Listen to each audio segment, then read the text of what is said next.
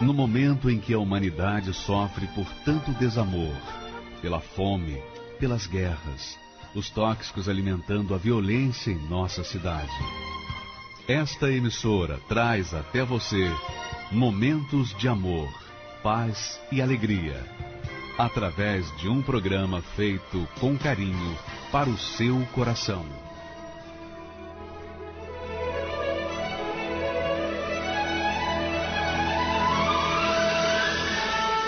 E agora, com você, a Palavra Amiga do Bispo Macedo.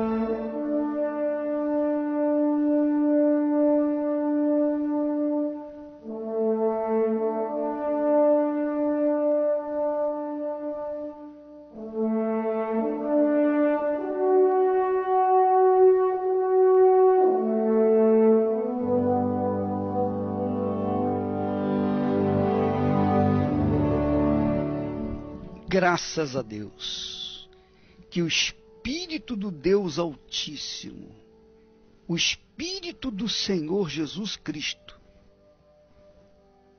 que deu fé para Abraão obedecer, e Abraão obedeceu, e Abraão foi abençoado.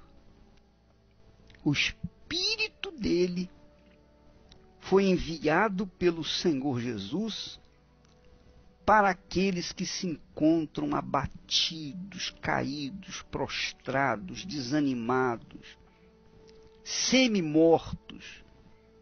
O Espírito de Deus é doado para todos os que querem, os que buscam, os que almejam, os que gostam da justiça, os que têm prazer na justiça. Ah, minha amiga, meu amigo ouvinte, em nome do Senhor Jesus, você que é sincera, sincero, receba agora a unção, o toque do Espírito de Deus, para que a sua vida comece a sorrir a partir de agora, nesse momento. Em nome do Senhor Jesus. E quem crê, diga amém. E graças a Deus.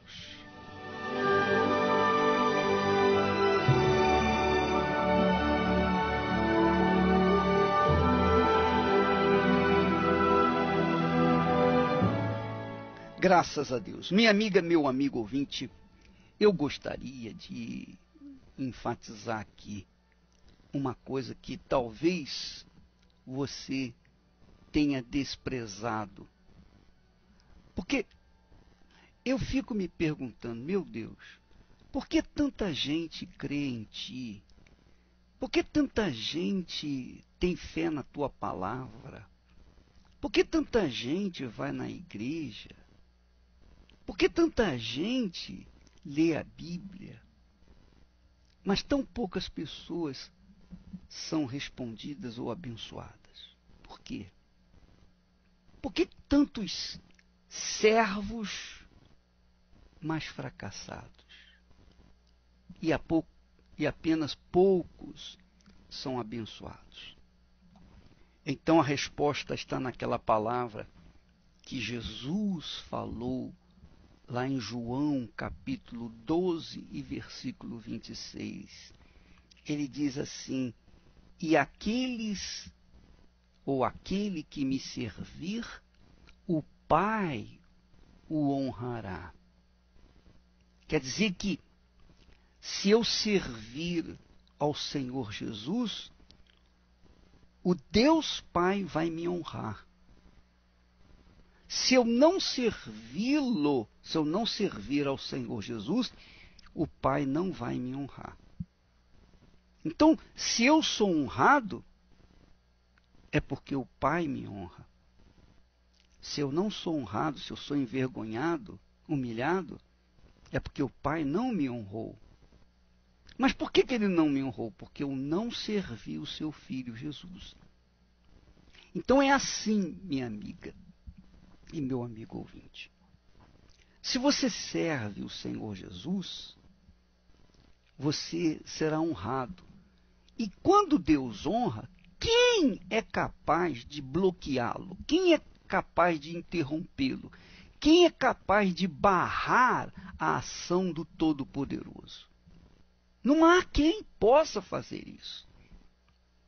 Então, se você crê em Deus, você crê na Bíblia, você é crente, você é fiel na sua igreja, mas a sua vida tem sido uma vida de derrota e fracassos durante toda a sua vida, durante todo o tempo que você conhece Jesus, então você pode ter certeza que a resposta é essa.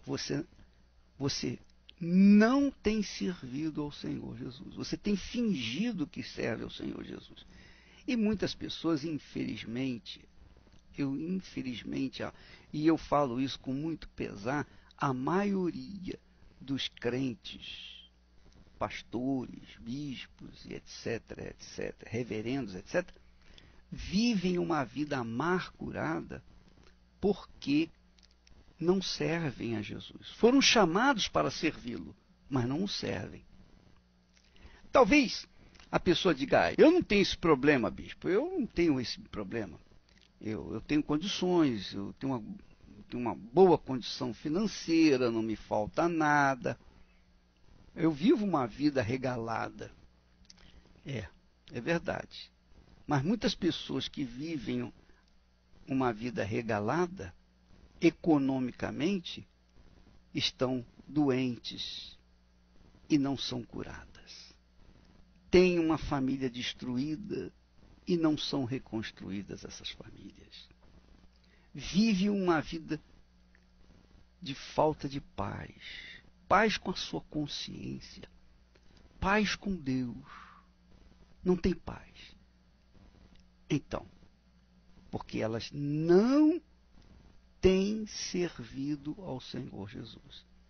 Quando a gente serve o Senhor Jesus, minha amiga, meu amigo ouvinte, é impossível, literalmente falando, é impossível não sermos honrados. Mas primeiro a gente tem que servi-lo. Você verifica que no livro de Josué, Deus fala com Josué dizendo assim, Josué, tenha bom ânimo, levanta-te e tome posse da terra prometida. Assim como eu fui com o meu servo Moisés, eu serei contigo. Mas Josué, ali naquele momento, no primeiro capítulo, e nos demais capítulos, nos primeiros capítulos de Josué, Josué não é considerado ou não é chamado de servo do Senhor. Ele é chamado de Josué, servo de Moisés, filho de Num, servo de Moisés. Mas quando já está no final do capítulo do livro de Josué, então Deus o chama de Josué, meu servo. Deus honrou Moisés mesmo depois da sua morte. Mesmo depois da sua morte.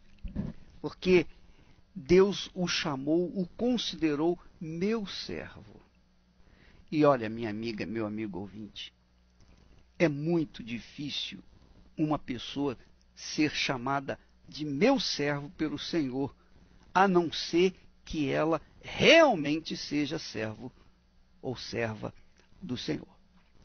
E quando trato de servo ou servo do Senhor, quando a Bíblia fala de servo ou servo do Senhor, ela não está tratando de pessoas que fazem, digamos assim, que pregam o Evangelho, que vão na igreja, que são obreiras, obreiros, que ajudam outras pessoas, simplesmente não. Quando se trata de servo ou serva de Deus, está se tratando de uma pessoa que prioriza o seu serviço ao Senhor Jesus. Então, tudo o que ela faz considerando ou faz como se estivesse fazendo para o seu Senhor Jesus. Então, se ela está trabalhando numa fábrica, então ela trabalha naquela fábrica como se a fábrica fosse de Jesus. Ainda que a fábrica seja de uma pessoa incrédula e até endemoniada. Mas ela trabalha, ela como serva de Deus, ela faz o melhor. Ela não engana. Ela não leva aquele fingimento. Ela não faz, por exemplo, comprar atestado médico para faltar. Não, não. Ela faz o seu trabalho com dignidade. Ela não fica enrolando no banheiro. Ela não falta o serviço por qualquer motivo, ou mesmo com justificativa desses atestados médicos que são comprados na 25 de março aqui em São Paulo, não. De forma nenhuma. Ela é correta. Ela ganha para trabalhar, então ela trabalha. Ela faz aquilo que a ela foi confiado. Então muitas pessoas, crentes, são péssimas servos, péssimos empregados. Só porque dizem crer em Jesus, elas se acham no direito de enrolar no trabalho, porque o patrão não é convertido. Não importa, minha amiga, meu amigo ouvinte. Se você é serva de Deus, você tem que dar o melhor de si. Eu lembro, na minha situação, quando eu me converti, eu queria, eu almejava, eu suspirava, eu tinha um maior desejo de trabalhar só para o meu Senhor Jesus. Mas eu encontrei muitas barreiras, muitas dificuldades, muitas barreiras. Mas eu permaneci, eu prevaleci naquele desejo, naquela paixão por almas. E finalmente, quando Deus abriu uma porta, pronto, ninguém pôde fechá-la, ninguém pôde me barrar, ninguém pôde impedi-la. Então nós entramos por aquela porta e começamos o trabalho de serviço ao Senhor.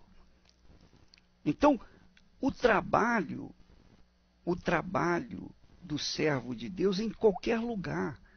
Ele trabalha em casa, ele trabalha no trabalho dele, na fábrica, ele trabalha no escritório, qualquer coisa que ele faz, se ele é um médico, ele faz o melhor para os seus pacientes, ele é correto, ele é honesto, ele não engana, ele não ilude, ele faz o melhor para os seus clientes. Se ele é dentista, ele faz a mesma coisa, se ele é engenheiro, ele faz a mesma coisa.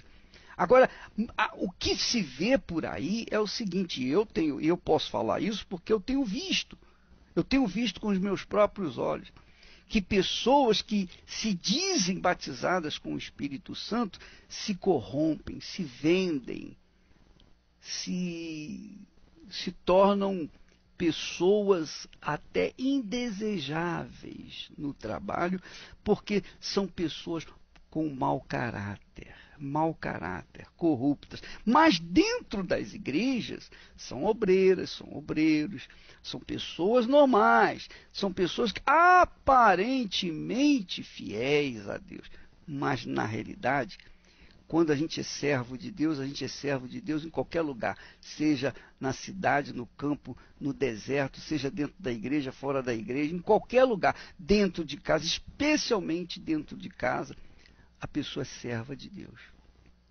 Jesus disse, e aquele que me serve, o Pai o honrará. Então você vê aí muitos crentes fracassados, envergonhados, humilhados. Não é tribulação, não. Não é tribulação, não. Eles estão humilhados, envergonhados, fracassados, porque gostam de fazer exatamente o que os incrédulos fazem. Os incrédulos é que arranjam, por exemplo, compram atestado médico para faltar ao trabalho. Essa é a realidade. O incrédulo é que mente. O incrédulo é que engana. O incrédulo é que se corrompe. O incrédulo é o que não paga as suas dívidas, os seus compromissos. O incrédulo é a pessoa que tem um mau caráter, um mau comportamento. Então essa pessoa se compara, ou melhor, o crente que não serve Jesus fora da igreja é comparado a essa pessoa, porque faz o que não deve. Ele se comporta como se fosse um incrédulo diante dos incrédulos. Então, por isso, Jesus não honra, o Pai não vai honrá-lo. Porque não basta para a gente dizer, eu servo a Deus, eu amo Jesus, eu te louvo, Jesus. Isso não é suficiente.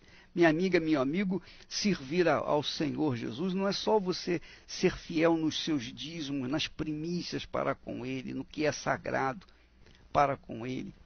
Não é só você ser fiel nas suas ofertas. Não é só você ser fiel dentro da igreja. Você tem que ser fiel 24 horas por dia. 24 horas por dia. Porque se não for assim, então você não serve a Ele. Às vezes, eu vejo pessoas servindo-me, pessoas me ajudando, me auxiliando, mas são pessoas que querem me ajudar, que querem me auxiliar, que por conta do Espírito de Deus, elas então me ajudam. Elas não me ajudam para puxar o saco, não. Para ganhar pontos comigo, não. Elas me ajudam porque querem realmente agradar a Deus. E a mesma coisa somos nós, pastores, bispos. Quando eu vou para o altar, eu quero dar o melhor para as pessoas. Eu não vou para o altar para fazer qualquer coisa, para fazer mais uma reunião, para fazer mais uma oração. Não!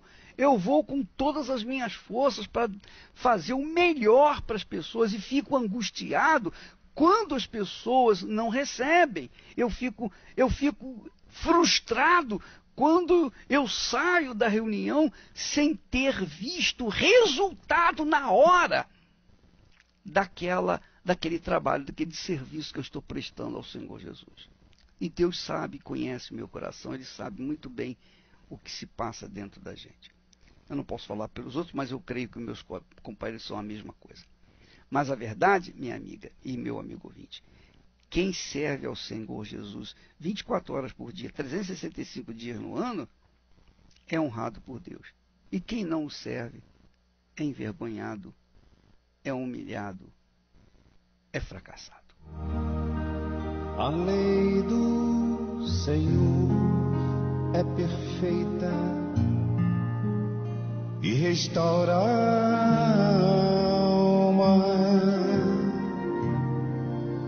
O testemunho do Senhor é fiel e dá sabedoria aos simples.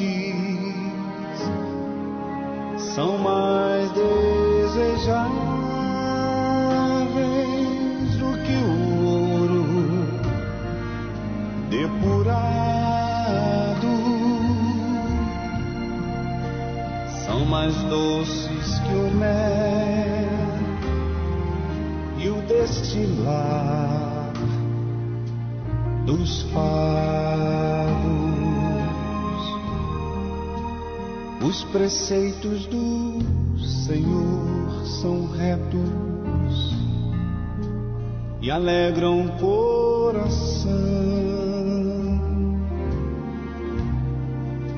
O mandamento do Senhor é puro, ilumina os olhos. São mais desejáveis do que o ouro depurado. São mais doces que o mel e o destilar dos favos.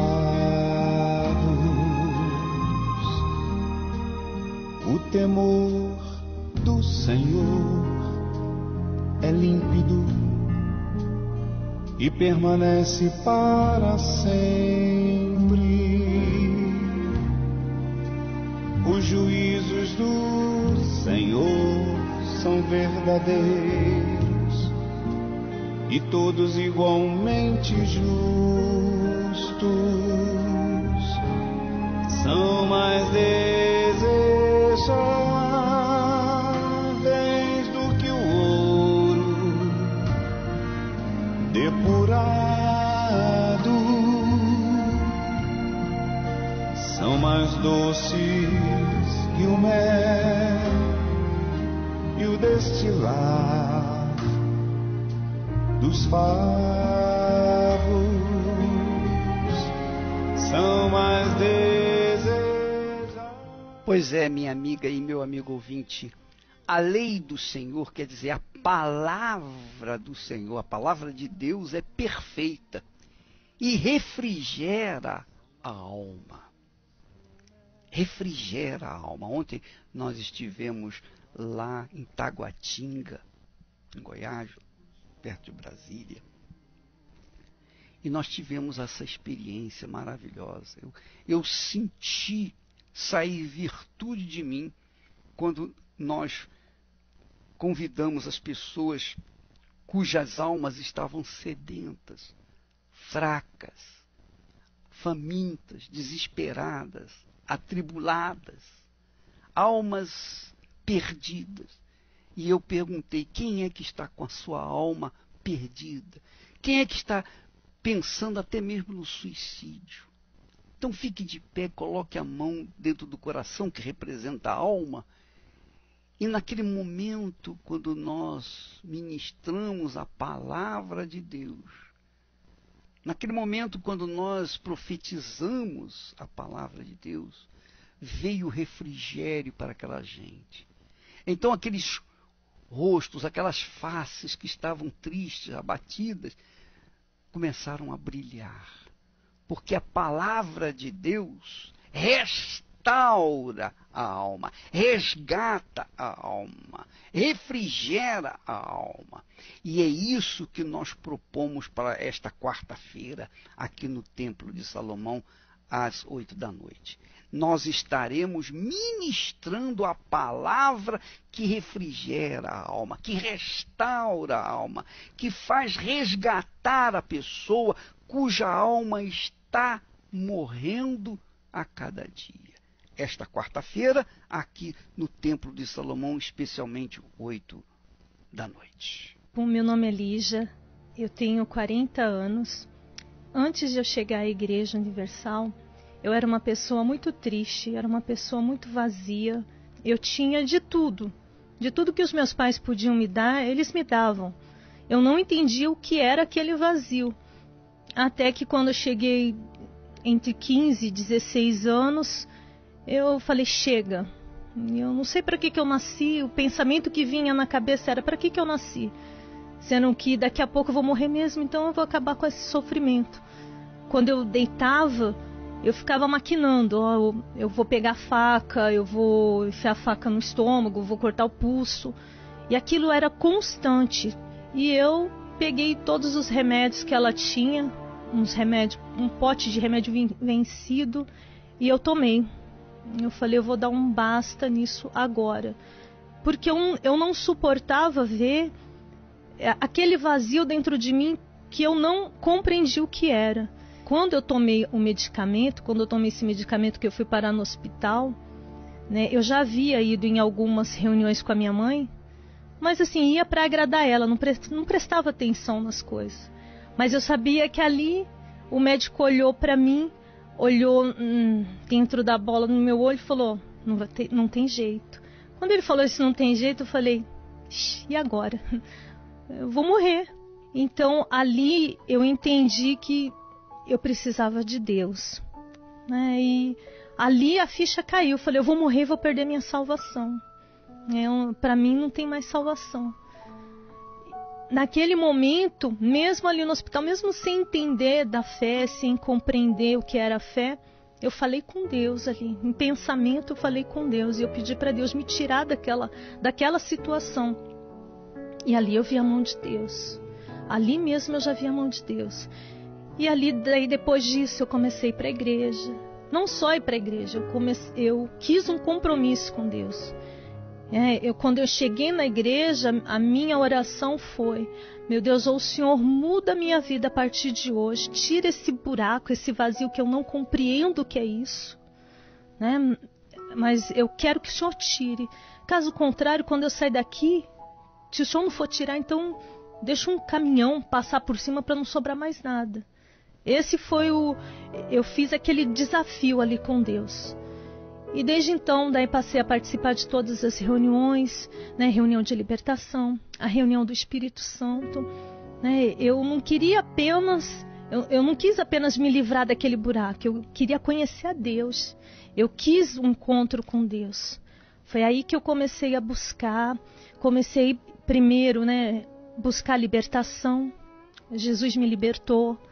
Saiu aquele vazio, né? Já não tinha mais aquela angústia, aquela vontade de morrer, já tinha acabado. E eu busquei o Espírito Santo, eu busquei um novo nascimento, né? Eu ia para as reuniões de quarta, de domingo, mas não só nessas reuniões, eu comecei a fazer propósito com Deus, porque eu queria conhecê-lo. Eu falei para Deus: eu não aceito estar dentro da igreja, as pessoas me falarem que existe um Deus tão poderoso e eu não te conhecer. Eu não aceito ser mais uma. Eu não aceito sentar apenas nessa poltrona e assistir uma reunião e ir embora. Eu quero te conhecer. E foi isso que eu fiz. Eu me empenhei. Eu me empenhei com jejum, me empenhei em buscar Deus, em ler a Bíblia, em conhecer a vontade de Deus para a minha vida. E eu recebi o Espírito Santo, não foi na igreja, né? Eu recebi o Espírito Santo foi na minha casa. Eu estava um dia, estava passando roupa, e ali eu estava louvando a Deus, cantando, e ali falando com Deus que eu queria o batismo. E naquele momento aconteceu, né? E foi maravilhoso, porque ali eu percebi o quanto Deus me amava. Ali eu realmente, eu fui selada, né? Então, assim, eu passei a ser filha. Eu não era mais uma dentro da igreja, eu não era mais uma no mundo. A partir do momento, né, que eu recebi o Espírito Santo, o que mudou dentro de mim? Aquela menina que era vazia, sem graça, aquela menina que era medrosa, aquela menina que era tímida, né? Ela mudou, né? Ela passou a ter força, né? Não que há situações, óbvio, que a gente sente medo, né? Pelo desconhecido, medo de algo que você nunca enfrentou e você tem que enfrentar, mas eu encaro, né? O Espírito Santo, ele me dá essa força, ele me faz forte, o Espírito Santo me dá segurança, o Espírito Santo, ele me dá paz, ele me dá alegria, me dá domínio, né, que eu não tinha, e hoje ele me dá domínio. Hoje, se as pessoas me desprezarem, se amigos me desprezarem, quem quer que seja, eu não estou sozinha, eu tenho certeza disso. E não tem preço, nada paga isso, nada paga a paz, nada paga, né? Não tem valor. Né, o valor disso é grandioso demais. E eu agradeço a Deus todos os dias por ter conhecido Ele, por ter conhecido a fé, por ter conhecido e por Ele ter, né, me selado. Pois é, você verifica que ela era uma criatura que tinha um vazio, um buraco dentro de si. Quer dizer, dinheiro não conseguiria ou não conseguia satisfazê-la, porque ela tinha tudo. Mesmo assim, o buraco vazio clamava pela morte. Ela preferia a morte do que ficar viva. Mas teve um encontro com o Senhor Jesus, e esse encontro se deu por causa do desejo dela querer o Senhor Jesus. Muitas pessoas vêm à igreja, elas não vêm à igreja para ouvir a voz de Deus. Elas não vêm à igreja com gana de ter um encontro, uma experiência com Deus. Elas vêm na igreja por causa do pastor, do bispo. Ah, o bispo que vai fazer, o bispo Macedo, eu vou lá. Quer dizer, como é que essa pessoa pode ser abençoada se ela vem na igreja por minha causa? ou por causa de ser outro pastor ou outro bispo. Eu lembro que quando eu ia na igreja, eu não queria nem saber qual é o pastor que ia pregar. Eu sabia que tinha pastores que eram mais eloquentes, eram mais fervorosos, e outros menos fervorosos, menos eloquentes. Mas eu não ia para ouvir o pastor, eu ia para ouvir a voz de Deus. É diferente. Então eu servia ao Senhor Jesus. E há pessoas que vêm na igreja somente por causa do pastor.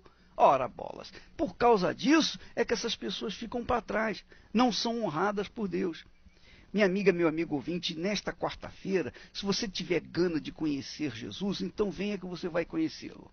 Se você tiver gana de receber o Espírito Santo, venha para você receber. Mas venha com essa gana. Agora, não importa se é o bispo Clodomir, se é o bispo fulano, Beltrano ou o bispo Macedo, não interessa. Eu quero que você venha com vontade, com gana, com desejo, com vontade mesmo de ter aquela experiência com Deus. Se você vier assim, você vai chegar mais cedo, você vai ficar preparada para recebê-lo, enfim, você vai estar, enfim, com a sua alma totalmente aberta para receber a palavra, o Espírito, a vida que faz restaurar a alma de qualquer um. Nesta quarta-feira, às 8 em ponto, nós começamos. E se você tem consideração para com o Senhor Jesus, ele vai ter consideração para com você. Se você tem consideração para com Jesus para chegar antes da hora, ele vai ter consideração para com você. Se você não tem, o que você vai fazer? Ora, nesta quarta-feira, então, nós estaremos ministrando a restauração da alma aqui no Templo de Salomão e em todas as igrejas universal do Reino de Deus, em todo o mundo.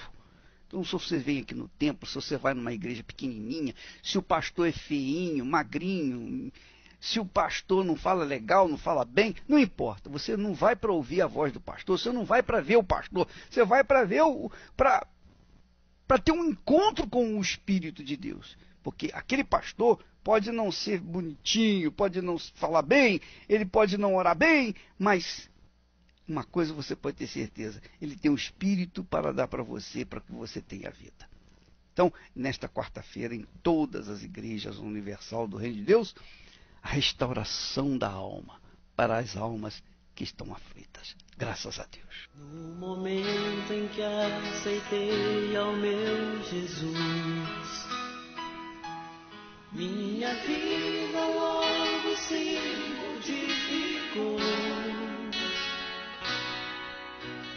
Encontrei a paz, encontrei o amor, e hoje já não tenho mais rancor. Aprendi a amar o próximo também, perdoar aquele que me ofendeu.